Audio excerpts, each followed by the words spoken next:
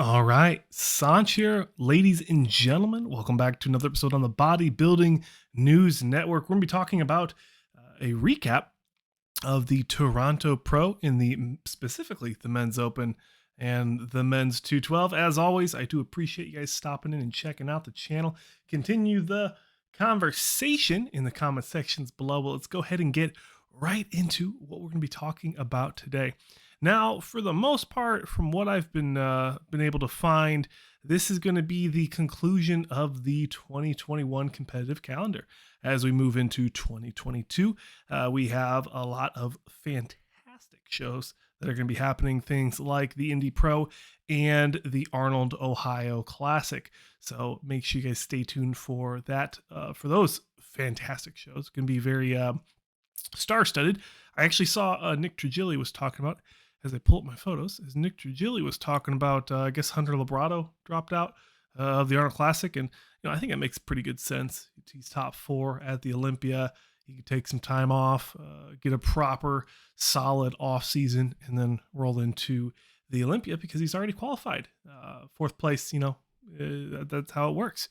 So hopefully he has a good prep. Hopefully, I wish he could do some surgery about that pec to fix it, but I don't know. Maybe it is what it is at this point.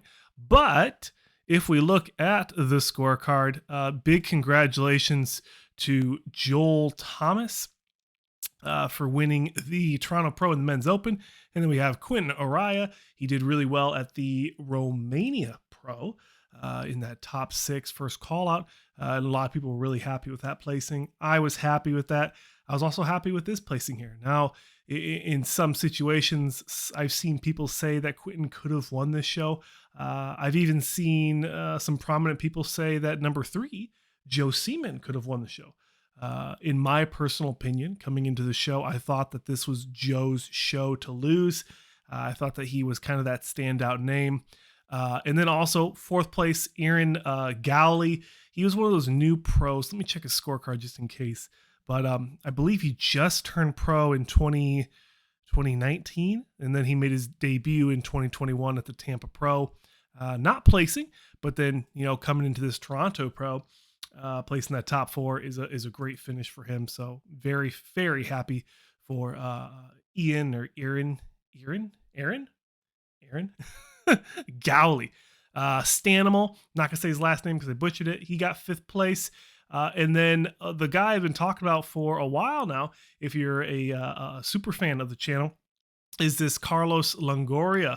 I keep mixing him up with Carlos Rodriguez, who's another Mexican competitor. I think he's from Mexico.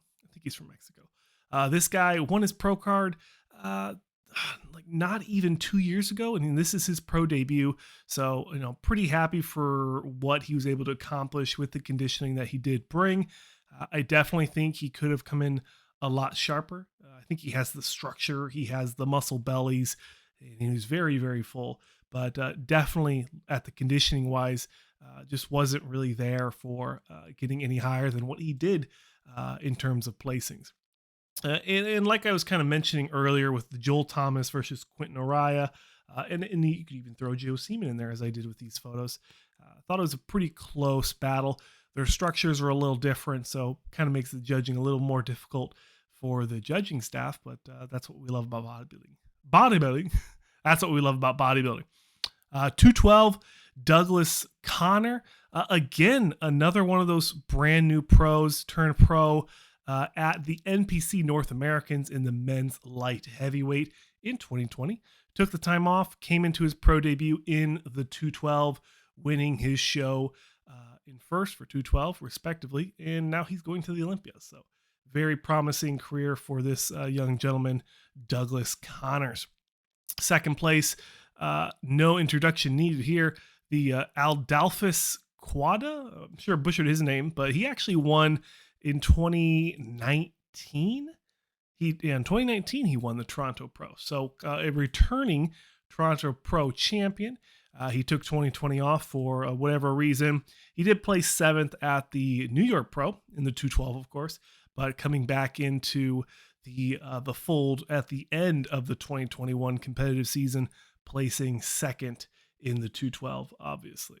Third place, David Henry, you know, a legacy piece in bodybuilding, one of those guys that just seems to just not want to retire. And there's no reason for him to. He's placing in these top threes at some of these higher caliber pro shows, although the lineup was a little different this year, probably with the restrictions in traveling and things like that, I'm assuming. But nonetheless, you know, winning his Masters show at the what was it, the Legion Sport Festival just a couple months ago. You know, fantastic to see him do that, and then still, you know, rounding out the bottom of that top 10, top 12 at the Olympia this year or last year is still respectable. It's still good to see him fighting these young these young bucks. But overall, guys, I was really happy with this show. I wasn't happy with how much the promoter were charging. I think $50 for this lineup is, I think, ridiculous. And unfortunately, it does affect the athletes. But when you look at women's bodybuilding, 4 competitors, you look at women's wellness, 5 competitors, 212, 8 competitors, men's classic physique, only 10 competitors. That should say something. Obviously, men's physique is always going to be capped out. They had almost 19 competitors, but yeah, $50 I just thought was kind of ridiculous, but that's just my own little tangent. We'll finish up with Anthony Casado, who won the Olympia qualification at the Toronto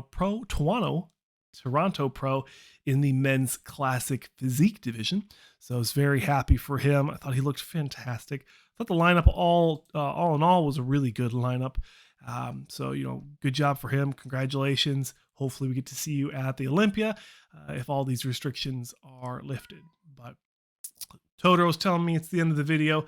Stay tuned for a weekly recap of the amateur novice bodybuilding foundations essentials series, whatever I want to call it. Wasn't really sure if I want to do a video every single day. Obviously I have not, but I have been recording the footage for the gym, so you guys will be able to see the progression and the variety of lifts, some tips and tricks that I'll throw in with the video, and things of that nature. Diet is getting back on point as I want to start getting a little bit leaner and living the bodybuilding lifestyle. So if you guys are interested in watching that, the Novice Bodybuilding Foundations program, consider checking out that playlist. I'll put it at the end of this video. But as always, thank you so much for watching. If you guys want to check out Rari Nutrition, they've been hooking us up with some cool stuff, all natural pre-workouts, supplements, things of that nature, and Ninja Viking apparel. I'm not wearing their stuff right now, but their lifting shoes are pretty awesome, and they're like $50 on Amazon. So pretty good savings. If you want to order them off the website, you can use discount code bodybuilding at checkout. But that's all the plugs. Thank you so much for watching, guys and ladies and gentlemen. Thank you so much for watching. I'll see you guys in the next one. Comment below what you guys want to see next. But besides that, I'll see you in the next one.